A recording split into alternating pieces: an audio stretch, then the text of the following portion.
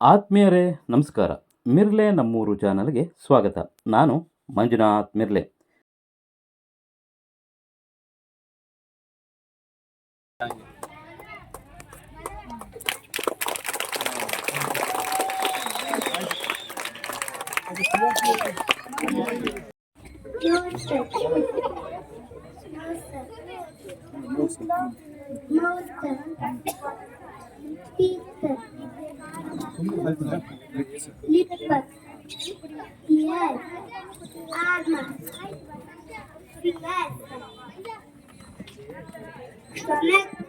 Very good. ಸಾಕು ಕೊಡಪ್ಪ. ಹೇಳು, ನೀನ್ ಹೆಂಗ್ ಪ್ರಿಪೇರ್ ಆಗಿದ್ಯಾ ಆ ರೀತಿ ಹೇಳು.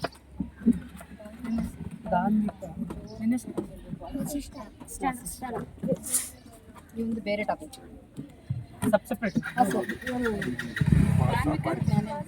ಧಾರ್ಮಿಕ ಶುರು ಮಾಡಪ್ಪ.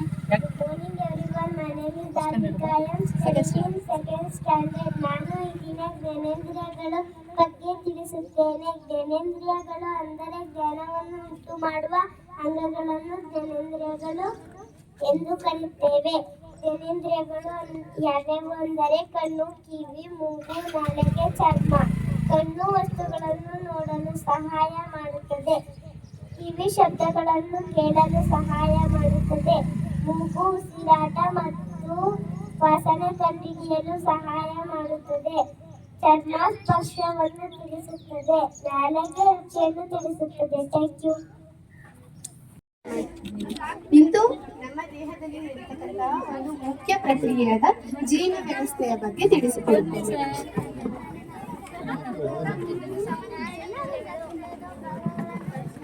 ಜೀರ್ಣಾಂಗ ವ್ಯೂಹ ಅಂದರೆ ನಾವು ತಿನ್ನದ ಆಹಾರವನ್ನು ಜೀರ್ಣಿಸಿ ಅದರಿಂದ ಅಗತ್ಯ ಪೋಷಕಗಳನ್ನು ಶೋಷಿಸಿ ಅವಶೇಷಗಳನ್ನು ಹೊರಹಾಕ್ತಕ್ಕಂತಹ ಅಂಗಗಳ ಸಮೂಹವನ್ನ ನಾವು ಜೀರ್ಣಾಂಗ ವ್ಯೂಹ ಅಂತ ಕರಿತೀವಿ.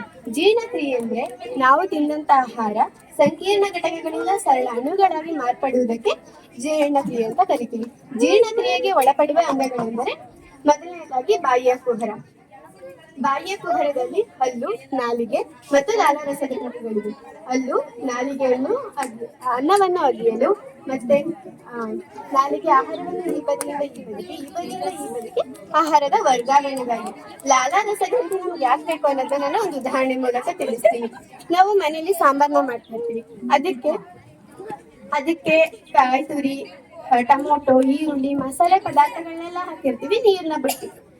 ಅವಾಗ ಆಡಿಸಿದಾಗ ಅದು ನಾಯ್ಸಿ ಸೌಂಡ್, ಮತ್ತೆ ಅದು ಪೂರ್ತಿಯಾಗಿ ನುಣುಪಾಗೋದಿಲ್ಲ. ಅದಕ್ಕೆ ನಾವು ಆಮೇಲೆ ಸ್ವಲ್ಪ ನೀರನ್ನ ಹಾಕೊಂಡು ಆಡಿಸಿದಾಗ ಅದು ಪೂರ್ತಿಯಾಗಿ ನುಣುಪಾಗುತ್ತೆ. ಹಾಗೆ ನಾವು ತಿನ್ನಂತ ಆಹಾರ ಕೂಡ ಪೂರ್ತಿಯಾಗಿ ನುಣುಪಾಗಬೇಕು ಅಂದ್ರೆ ನೀರಿನ ಅಂಶ ಅಗತ್ಯ ಇರುತ್ತದೆ. ಅದಕ್ಕಾಗಿ ನಮ್ಮ ದೇಹದಲ್ಲಿ ಲಾಲಾರಸ ಗ್ರಂಥಿಗಳಿವೆ. ನುಣುಪಾದ ಆಹಾರ ಅನ್ನನಾಳದ ಮೂಲಕ ಜಠರವನ್ನು ತಲುಪುತ್ತದೆ. ಜಠರ ಇಂಗ್ಲಿಷ್ ವರ್ಣಮಾಲೆಯ ಜೆ ಅಕ್ಷರದಂತಿದೆ. ಇಲ್ಲಿ ಹೈಡ್ರೋಕ್ಲೋರಿಕ್ ಆಮ್ಲ ಮತ್ತು ಪಿತ್ತರಸಗಳ ಸ್ರವಿಕೆಯಾಗುತ್ತದೆ. ಸ್ರವಿಕೆಯಾದ ಪಿತ್ತರಸ ಪಿತ್ತಕೋಶದಲ್ಲಿ ಸಂಗ್ರಹವಾಗುತ್ತದೆ. ಇದು ಯಕೃತ್ ನಮ್ಮ ದೇಹದಲ್ಲಿರುವ ಅತ್ಯಂತ ದೊಡ್ಡ ಗ್ರಂಥಿಯಾಗಿದೆ. ನಂತರ ಸಣ್ಣ ಕರಳು. ಸಣ್ಣ ಕರಳು 7.5 ಮೀಟರ್ ಉದ್ದ ಇದೆ. ಸಣ್ಣ ಕರಳಿನ ಒಳಭಿತ್ತಿಯಲ್ಲಿ ಸಾವಿರಾರು ಬೆರಳಿನಾಕಾರದ ರಚನೆಗಳಿವೆ. ಅವುಗಳನ್ನ ನಾವು ವಿಲಯ ಅಂತ ಕರಿತೀವಿ. ವಿಲಯಗಳ ಮೇಲ್ಮೈ ಜೀರ್ಣವಾದ ಆಹಾರದಲ್ಲಿರುವ ಪೋಷಕಾಂಶಗಳನ್ನ ಹೀರಿಕೊಂಡು ರಕ್ತನಾಳಗಳ ಮೂಲಕ ದೇಹದ ಎಲ್ಲಾ ಭಾಗಗಳಿಗೂ ಸಾಗಾಣಿಕೆಯಾಗುತ್ತದೆ. ನಂತರ ದೊಡ್ಡ ಕರಳು 1.5 ಮೀಟರ್ ಉದ್ದ ಇದೆ. ಇಲ್ಲಿ ನೀರಿನ ಹೀರಿಕೆಯಾಗುತ್ತದೆ. ನಂತರ ಗುದನಾಳವನ್ನು ತಲುಪಿ ಗುದದ್ವಾರದ ಮೂಲಕ ಅಗಾಧಮಲವಾಗಿ ಅದನ್ನು ನಾವು ಹೊರಹಾಕ್ತೀವಿ. ಇದು ನಮ್ಮ ದೇಹದಲ್ಲಿ ನಡೀತಕ್ಕಂತಹ ಒಂದು ಮುಖ್ಯ ಪ್ರಕ್ರಿಯೆಯಾಗಿದೆ.